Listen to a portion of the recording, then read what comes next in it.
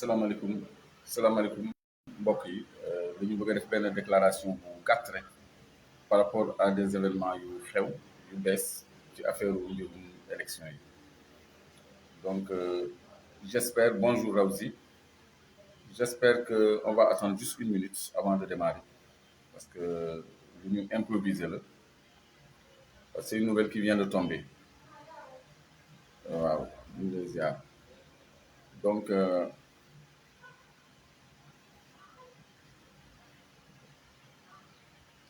communication bu gaaw rek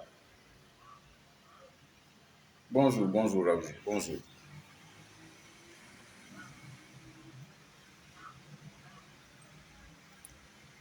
Capo, bonjour Capo, bonjour.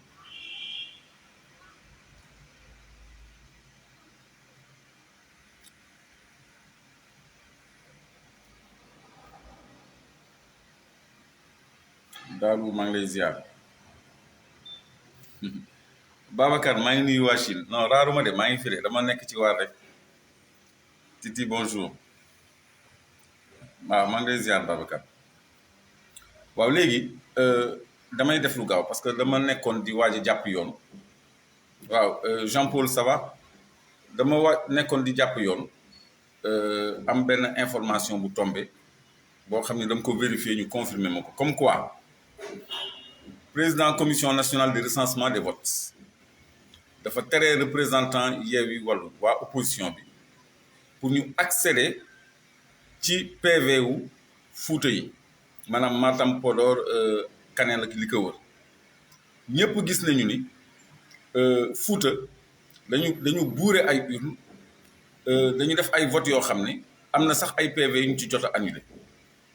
ñëpp xam nañu tamit ni opposition bi dafa am majorité ci élection yi askanu Sénégal dafa voté pour alternance parlementaire parce que au niveau de l'Assemblée la fa askan bi sàkk woon yëpp amu ci dara RTS bu demee bay waxtaanee cohabitation loolu mooy opposition bi gagné na léegi nag ñoom ca résultat yi ñu namm génnee dañoo bëgg a jox Benno Bokk Yaakaar 82 députés ñemewuñu sax jox Benno Bokk Yaakaar majorité parce que majorité bi mooy 83 députés donc ñoom 82 députés lañu namm a jox commission nationale de recensement des votes Benno Bokk Yaakaar muy 46,24% des suffrages exprimés bëgg a jox Yewwi Askan bi 56 députés bëgg a jox Wallu 24 députés nga xam ni 56 plus 24 day doon 80 moom mu am 82 xam nga kuy def calcul d'épicier yooyu ça veut dire que gagné nañu la léegi nag Sénégal dëkku démocratie la dëkku jàmm la saa yu amee yëngu-yëngu jalgati baatu askan bi mooy ëpp li ko indi muy 88 muy 93 fi mu nekk nii askan bi def na lenn ci wareefam mooy exprimer sa voix par le droit mooy dugal bulletin am ci urne yi buñ ko xañee mu exprimer sa voix par le droit cette population va exprimer par d'autres voies de droit sa voix maanaam bu ñu jalgatee bëgg-bëgg askan bi dana fippu imposer bëgg-bëggam ci leneen lu dul élection parce que xaar nañu 5 ans ba 5 ans la ñu am rendez-vous ñëpp toog tey ñi politiqueul sax laay gën a wax ñu nekk seen kër yi toog tey xaar ba bés bi jot ñu dem def li ñuy def tey bu ñu demee ba RTS di def débat cohabitation ñu leen di dagg di leen orienté ci ay conférence de presse Benno Bokk Yaakaar bu ñu demee ba ñoom ñu namm wax ne 82 députés la ñu am maanaam la ñu sàcc ak la ñu gonflé ak la ñu dajale yépp ñemewuñoo weesu ci kanamu askan bi 82 députés kon loolu dafa leeral naññ ni opposition bi moo majoritaire léegi président Macky Sall ak Benno Bokk Yaakaar seen audio yi nekk seen groupe WhatsApp yi ñun ñëpp dégg nañu ni ñoom xam nañ ni dañu am défaite dañu leen a gañ ñu ngi koy metti lu di ko ñaaw mais dañu bëgg a communiquer comme quoi ñoom ñoo am majorité parce que dañ koy fokkati parce que lenn la ñuy ragal Ndeye Baal maa ngi lay ziar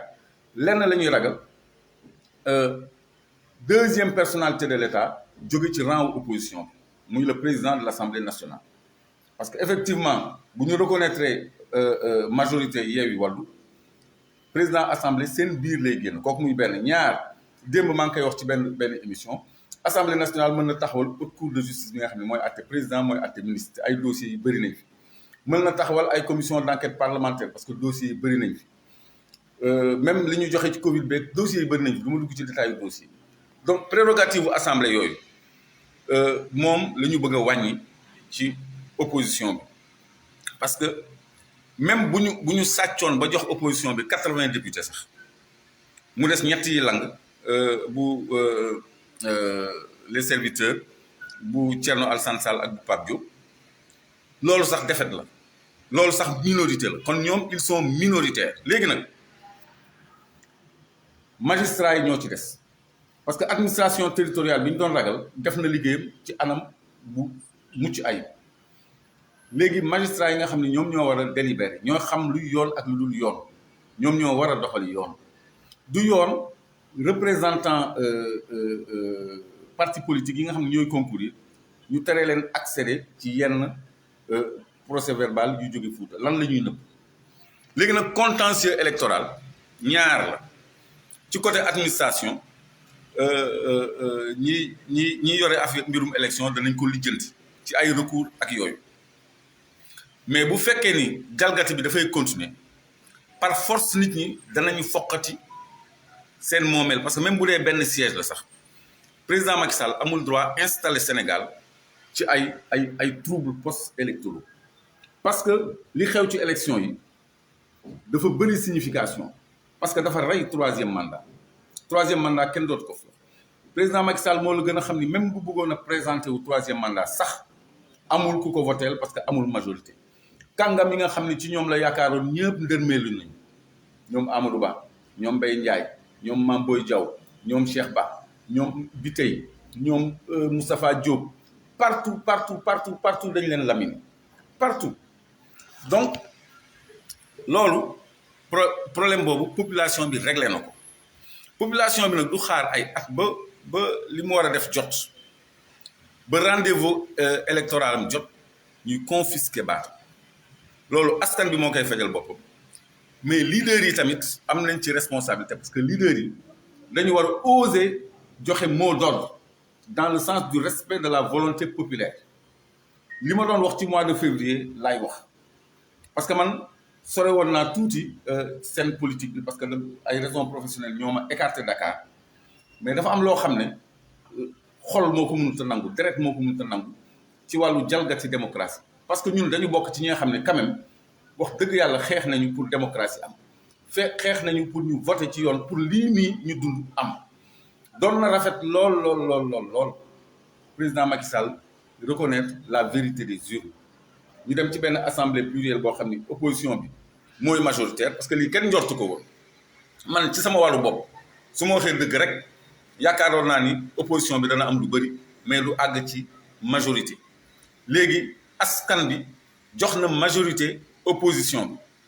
kon tey jii jarul ñuy déployer ay forces de l'ordre pour wax ay résultats parce que li leer ba leer moo ñoom la ñëw nar a wax ñun xam nañ ko man wax naa ko démb Walfadjri 82 députés pour Benno Bokk Yaakaar la ñu bëgg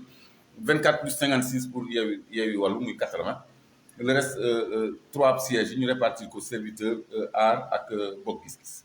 donc loolu ñun xam nañ ko parce que suñu ay représentants ñu ngi siège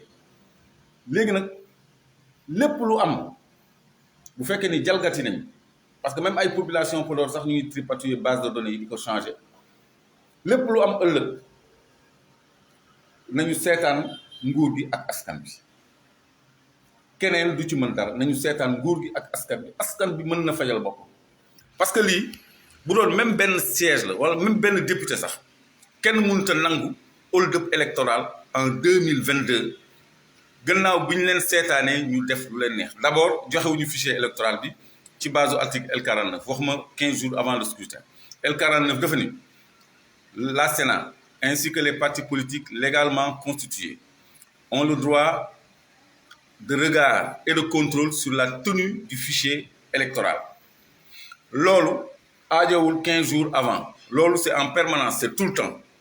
foofu c'est vrai que opposition bi exigé wuñu application L49 boobu nga xam ne dañ ci laxas décret parce que dañ ci toftal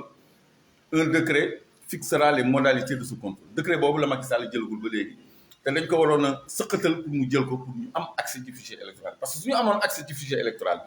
bi danañu teel a xam fan la ñu gonflé fan la ñu def ay nouveaux inscrits fan la ñuy def fraude électorale am na ay hommes politiques yoo xam ne même ci opposition bi dañuy continuer di naan kenn mënul sàcc élection Sénégal c'est très faux parce que même jeunes yi nga xam ne dañu téye seen carte d'identité tere leen voté sax loolu ci fraude la bokk ñi nga xam ne dañu changé seen bureau te yëguñu ko loolu ci fraude la bokk waxuma nag ay transfert d'électeurs yoo xam ne nit ñi filmé nañu ay kaar nit ñi di rang nii yore seen sac kuy ñëw pour voter doo yore sac ku tukki jóge fu sore mooy yore bagage ñoom ñëpp à l'exception sans exception dañu yoroon bagage donc c'est flagrant que dañu transférer ay électeurs filmé nañu une 60aine de bus au Fouta yoo xam ne Farba Ngom moo leen affrété pour transporter ay électeurs malgré loolu yëpp gagné nañ leen partout même ci fief yi nga xam ne sax ñoom ñoo ko daan mës di gagné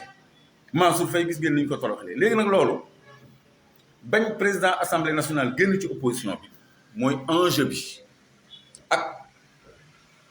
haute cour de justice parce que haute cour de justice nag jarul xaar 2024 pour àtte Macky Sall jarul xaar 2024 pour àtte Cheikh Oumar Anne parce que rapport OFNAC la amul sax enquête soxlawul xaar 2024 pour àtte Mame Mbaye Niang rapport IGF inspection générale des finances la du tuuma lu ñu fi fekk la ba pare ñoom ñoo ko def seen nguur a def rapport boobu soxlawul xaar 2024 pour woo Macky Sall pour haute trahison parce que rapport IG 092 moo épinglé Macky Sall ci proposition numéro 2 ni ko na annulé décret bi yi mu jox Aliou Sall ak Franck Timis mu bañ sans compter 8 milliards yi mu indaale ak yeneen dossiers yu bëri yu mu am yoo xam ne ñu dañ ci am firnde ak 10 millions de dollars yi nga xam ni total fay na ko pour benn décret d'approbation contrat kon loolu possibilité boobu nekk ci loxo opposition bi ñoom loolu la ñuy ragal léegi nag il faut que askan bi tamit xam ne la mu liggéey kenn war ko fokkati dafa tànn ay ndawam yu ko nekkal assemblée na dooleel ndaw yooyu léegi nag le processus suit son cours ñu ngi xool fu wànnante di mujjee ak ay gëtëm mais par A ou par B la volonté populaire doit s'imposer et force doit rester au peuple et force restera au peuple bu ci kenn xalaat lu ko ci mën a fekk affaire bi liggéey la boo xam ne dañ ko bëgg a fokkati suñu loxo léegi bu boobaa bu ci yoonu kenn nekk nañu seetaan askan bi ak nguur gi